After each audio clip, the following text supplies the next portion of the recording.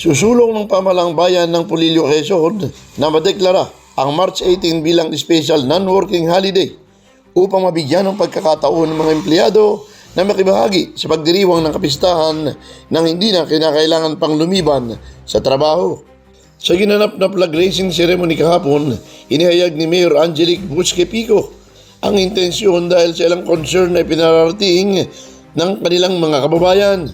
Ang Pulilio, Quezon ay kasalukuyang nagdiriwang ng kanilang festivity mula March 15 hanggang 20, kasabay ng ika-391st founding anniversary. Sa isang ambush interview, sinabi ni Mayor Angelic Busque Pico na sa kasalukuyan ay gumagawa sila ng hakbang upang madeklara ang March 18 bilang araw ng Pulilio.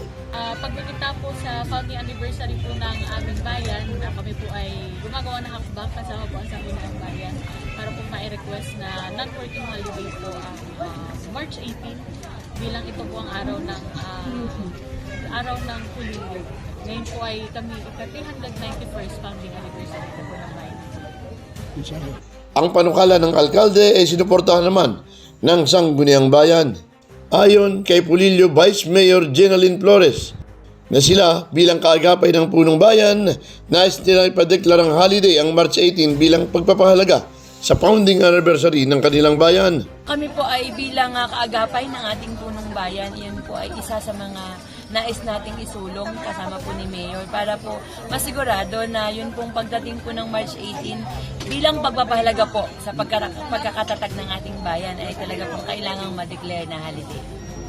Kalinsabay nito inimbitahan din ng Vice Alkalde ang kanyang mga kababayan na suportahan ang kanilang mga magsasaka, ang mga mangingisda at kabarangay na tangkilikin ang kanilang produkto.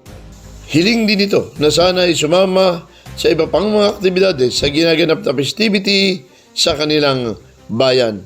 Atin po mga kababayan, tara na po dito. Tara po ay mag-enjoy, tara po ay masayang mamili. Pera lamang ang problema, pero kayang gawa ng paraan yan. So, yun po, supportahan po natin yung ating mga mag-ingista, yung ating mga magsaka, ang ating mga barabarangay sa kanilang mga produkto. Tara na po dito. At sana po, sumama din po kayo, maging kabilang din po kayo sa mga susunod pang programa ng ating lokal na pamilya.